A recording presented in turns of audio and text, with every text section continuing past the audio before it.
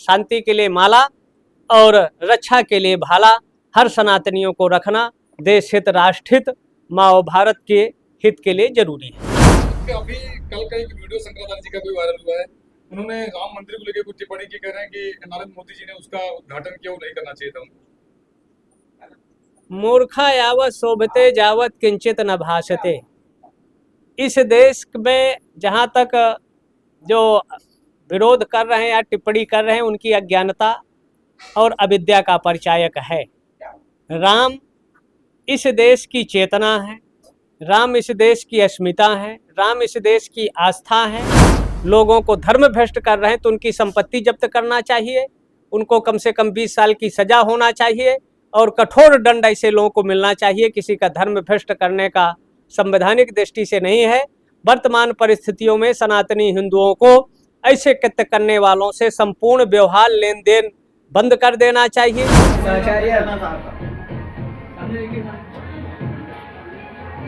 सनातन प्रचारक काशीश्वर के पीठाधीश्वर श्री नरेंद्रानंद सरस्वती जी हमारे साथ हैं। आज हम इनसे बहुत सारी बातचीत करेंगे सनातन धर्म को लेकर, हिंदू धर्म को लेकर और सनातन के प्रचार को लेकर। आखिर जो भ्रांतियां लगातार फैल रही, लगातार जो कमेंट पास कर रहे हैं लोग सनातन धर्म पर, उस पर चर्चा करेंगे। भाई स्वागत है आपका। मंगल। सनातन सार्वभौमिक, सार्वदेशिक, सार्वकालिक सदा सर्वदा था। सनातन ही एक ऐसी विधा है जो विश्व बंधुत्व, विश्व कल्याण और जीव मात्र के उत्कर्ष की मंगल कामना करता है। इसके अलावा विश्व में एकमात्र सनातन ही धर्म है। इसके अलावा कोई धर्म नहीं है, मत है, पंथ है, मजहब है। महाराज जी, आप बनारस से हैं और प्रधानमंत्री भी बनारस से ही हैं। हाँ, प्रधानमंत्री हैं बनारस से, देश के लिए, राष्ट्र के लिए काम कर रहे हैं, ठीक कर रहे हैं और देश हित में सक्रिय रहते हैं। ऐसा प्रधानमंत्री भूतो न भविष्यति।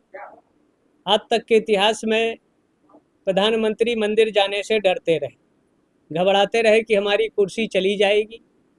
लेकिन वो जो काम प्रारंभ करते हैं या जो जनता से वादा करते हैं, मतलब एक अंतिम पायदान, लोगों के लिए सुलभ शौचालय, स्वच्छता, गरीबों के लिए मकान, या इन्हीं क्षेत्रों में ही नहीं, विश्व पटल पर भी, आयुध के क्षेत्र में, रोड़ों के क्षेत्र में और हर क्षेत्रों में प्रधानमंत्री ने काम किया है।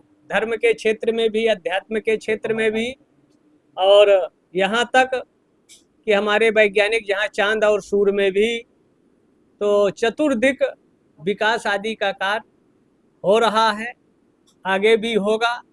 लेकिन कुछ काम अत्यंत जरूरी है, जैसे जनसंख्या नियंत्रण है, धर्मांतरण है, जो भारत के डेमोक्रेसी को परिवर्तित कर रहे हैं। और जहां डेमोक्रेसी परिवर्तित होती है, वहीं अलगाववाद, देशद्रोह की चिंगारी पनपने लगती है। और अभी कल का एक वीडियो शंकराचार्य जी का भी वायरल हुआ है। उन्होंने राम मंदिर को लेकर कुछ टिप्पणी की, कह रहे हैं कि नरेंद्र मोदी जी ने उसका उद्घाटन किया, वो नहीं करना चाहिए था उनको। मूर्खा यावत शोभते जावत किंचित न भाषते। इस देश में जहाँ तक जो विरोध कर रहे हैं या टिप्पणी कर रहे हैं, उनकी अज्ञानता और अविद्या का परिचायक है।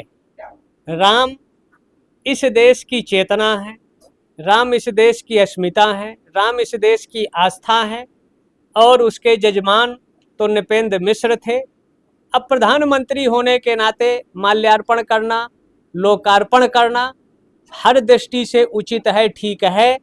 लेकिन जैसे दिन में सूर्य की सत्ता कुछ ऐसे जीव हैं जिनको भाषित नहीं होती है, और उस स्थिति में सूर्य का दोष नहीं है, वैसे जो अज्ञानता अविद्या में जी रहे हैं, उनको प्रधानमंत्री का राम मंदिर का लोकार्पण करना कहीं न कहीं उनकी विकृत, दूषित मानसिकता का परिचायक है। आज आप बनारस से निरथुआ पहुंच रहे हैं, क्या ध्येय होगा, क्या उद्देश्य होगा आपको पूछने का? वहाँ भागवत कथा भक्तों और जजमानों के द्वारा आयोजित की गई है। भागवत का उद्देश्य है, मतलब अंतःकरण चतुष्टय मन बुद्धि चित्त अहंकार की अविद्या का उन्मूलन होकर सहसा ज्ञान का प्रकाश करना। भागवत मुक्ति प्रतिपाद्य ग्रंथ है, जिसको श्रवण करने से भिद्यते हृदय ग्रंथि छिद्यते सर्व संशया। व्यक्ति के जन्म जन्मांतर कल्प कल्पांतर युग युगांतरों की जो अविद्या है उसका नाश होता है और ज्ञान की प्राप्ति होती है। भागवत भक्ति प्रतिपाद्य है, मुक्ति प्रतिपाद्य ग्रंथ है और विपन्न विषम परिस्थिति में पड़े हुए मनुष्य को भागवत एक पथ प्रदर्शन के रूप में मार्गदर्शन करती है। इन्हीं 7 दिनों के अंदर जीव की मुक्ति या मृत्यु का कारण बनता है। तो जीवन का अगर कोई अकाट सत्य है तो मृत्यु है, जिसको जीव को विस्मित नहीं करना चाहिए, उसका स्मरण करना चाहिए। अस्तो माँ सद्गमय तमसो माँ ज्योतिर्गमय मृत्योर माँ अमृतम गमय। अविद्या से अज्ञान से ज्ञान की ओर जो चलने की विधा है वो भागवत है, जहाँ भक्ति के पुत्र हैं ज्ञान और वैराग्य। भक्ति मनुष्य के अंदर हो जाए लेकिन माता और ज्ञान वैराग्य हो जाए, लेकिन भक्ति रूपी माँ का अगर ज्ञान वैरागी गला घोट दे तो ज्ञान और वैराग्य एक तरह से निरर्थक और व्यर्थ है। इसलिए ज्ञान और वैराग्य भक्ति के ही पुत्र हैं। अगर ज्ञान हो जाए वैराग्य हो जाए और भक्ति उसके हृदय में नहीं है तो ऊसर में बीज बोने जैसा है। हिंदू राष्ट्र कैसे देखते हैं आप? हिंदू राष्ट्र भारत है, लेकिन संवैधानिक दृष्टि से इसमें संशोधन की जरूरत है। कोई ऐसा भारत में जिला नहीं है जहां एक भी जिला हिंदू की दृष्टि से सही हो। उस स्थिति में भारत को संवैधानिक रूप से 1947 में जब भारत आज़ाद हुआ धर्म के आधार पर, जाति के आधार पर, तो उसी समय भारत को वैदिक सनातन हिंदू राष्ट्र घोषित होना चाहिए था, लेकिन नहीं हुआ। तो इसलिए बहुत सी विकृतियां हैं संविधान में, जो आज जिसके जनक के रूप में का लाखों लोग यहाँ शहीद हुए, लेकिन जिसको जनक कहा जाता है उसकी एक अंगुली भर नहीं टूटी है। अभी पाकिस्तानी मीडिया में आया कि भगत सिंह, राजगुरु, सुखदेव, जिनको फांसी दी गई किसी की हत्या में, लेकिन FIR तक में उनका नाम नहीं है। तो बहुत सी चीज़ें हैं जो उस समय की परिस्थितियों के अनुसार गलत निर्णय अंग्रेजों ने लिया और कहीं ना कहीं आस्तीन के सांप भारत के लोगों ने उन अंग्रेजों को प्रोत्साहन दिया, जो आज भारत की अशांति दुर्व्यवस्था का सबसे बड़ा कारण है। व्यक्ति अच्छे हैं लेकिन संविधान गड़बड़ है।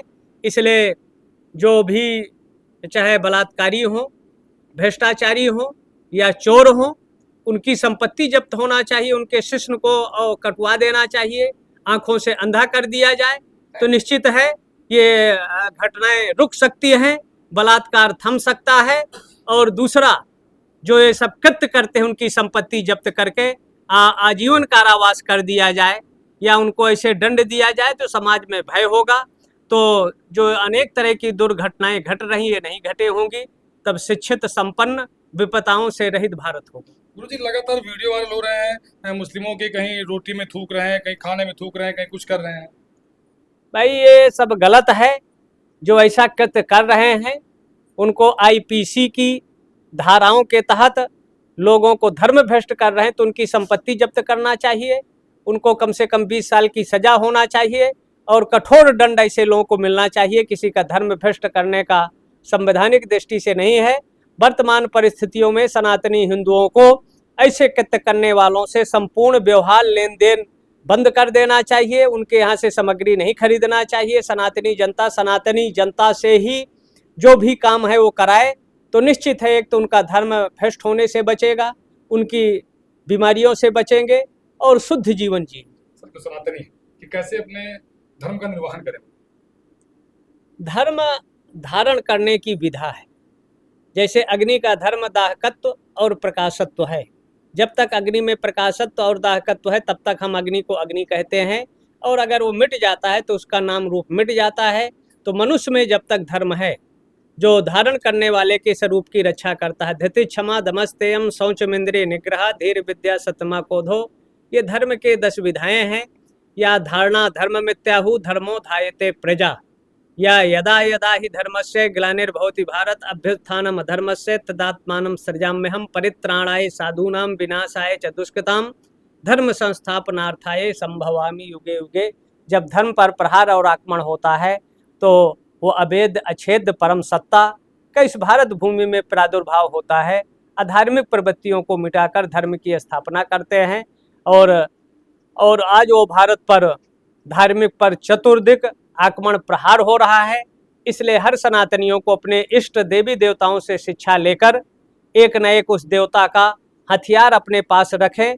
किसी को प्रताड़ित दंडित करने के लिए नहीं, लेकिन अगर धर्म पर संकट आए, उनके परिवार पर संकट आए, जिससे अपनी वो रक्षा और सुरक्षा कर सके। शांति के लिए माला और रक्षा के लिए भाला हर सनातनियों को रखना देश हित, राष्ट्र हित, माँ और भारत के हित के लिए जरूरी है।